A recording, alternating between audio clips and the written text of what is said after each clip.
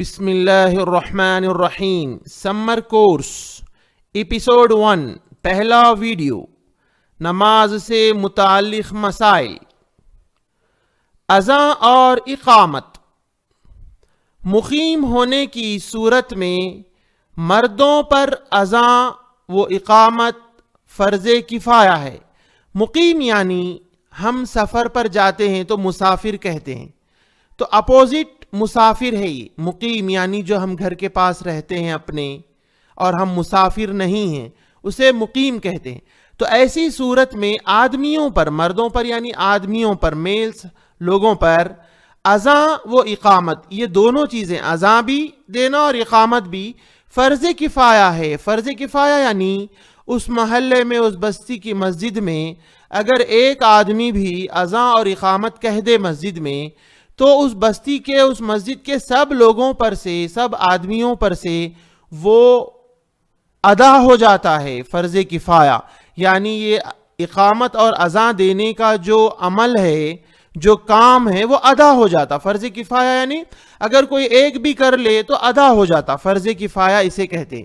اگر کوئی ایک آدمی بھی اذان اور اقامت نہ دے تو اس محلے کے، اس مسجد کے تمام آدمیوں پر فرض ہو جاتا ہے اذان اور اقامت دینا۔ دیکھیے اذان اور اقامت کی کتنی اہمیت ہے۔ دوسری بات، مسافر اور منفرد کے لیے سنت ہے اذان اور اقامت۔ مسافر تو معلوم ہے جب ہم گھر سے دور سفر پر جاتے ہیں، اور منفرد یعنی ہم جب اکیلے ہیں، اگر ہم اکیلے نماز پڑھ رہے ہیں تو اسے منفرد کہتے ہیں، اکیلے۔ تو اس صورت میں اذان اور اقامت سنت ہے۔ آپ سفر پر ہے تو اذان اور اقامت آپ دے سکتے ہیں، اور یہ سنت کام ہے، یہ فرض کفایہ نہیں ہے۔ اور اگر آپ اکیلے نماز پڑھ رہے ہیں تو آپ اذان دے کر اور اقامت دے کر آپ نماز پڑھ سکتے ہیں، یہ سنت ہے۔ اگر اور عورت کے لیے مکروہ ہے، یعنی اذان اور اقامت دینا عورتوں کے لیے، چاہے وہ مقیم ہو، گھر کے پاس ہو، یا چاہے وہ مسافر ہو، یا چاہے وہ اکیلی، منفرد یعنی وہ اکیلی نماز پڑھ رہی ہو، ایسی صورت میں، کسی بھی صورت میں عورتوں کے لیے اذان اور اقامت کہنا مکروہ ہے۔ نماز کا وقت ہونے سے قبل دی گئی اذان کافی نہیں ہوگی۔ یعنی دیکھیے غور سے، نماز کا ابھی وقت شروع نہیں ہوا اور اذان دے دی گئی، تو وہ اذان، وہ اس نماز کی اذان نہیں کہلائے گی۔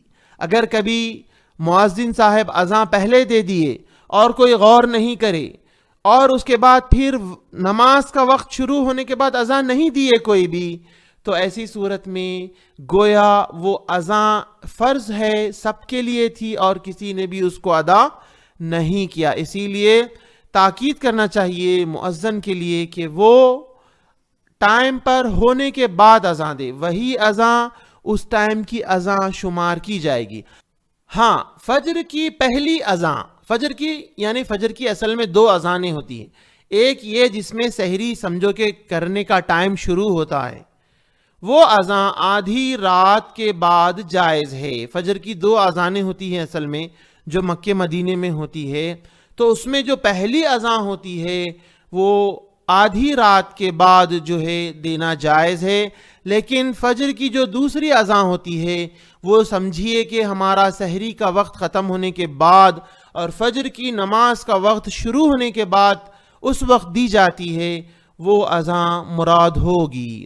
الغرض، سمر کورس کے سارے ایپیسوڈز کے لیے آپ ہماری تعلیم اپلیکیشن گوگل پلے سے انسٹال کریں اور دوسروں کو بھی اس کے بارے میں ضرور شیئر کریں۔ اور یہ اس کا لاگ ان آئی ڈی اور پاسورڈ ہے، اس کو ہم نے اونلی 500 میں پر ایئر کے لیے یہ جو ہے رکھا ہے۔ 1 سال تک آپ کے پاس یہ اپلیکیشن کے سارے ویڈیوز اور تعلیمات اوپن رہیں گے۔ اور لاگ ان آئی ڈی کے لیے آپ اس نمبر پر کانٹیکٹ کریں، +91 یہ کنٹری کوڈ ہے، 8106126040 یہ فون نمبر ہے۔ آپ واٹس ایپ کر سکتے ہیں اپنے جاننے والوں کو، رشتہ داروں کو، دوستوں کو، اسکولز کے اور کالجز کے، ایسے ویڈیوز کو ضرور شیئر کریں۔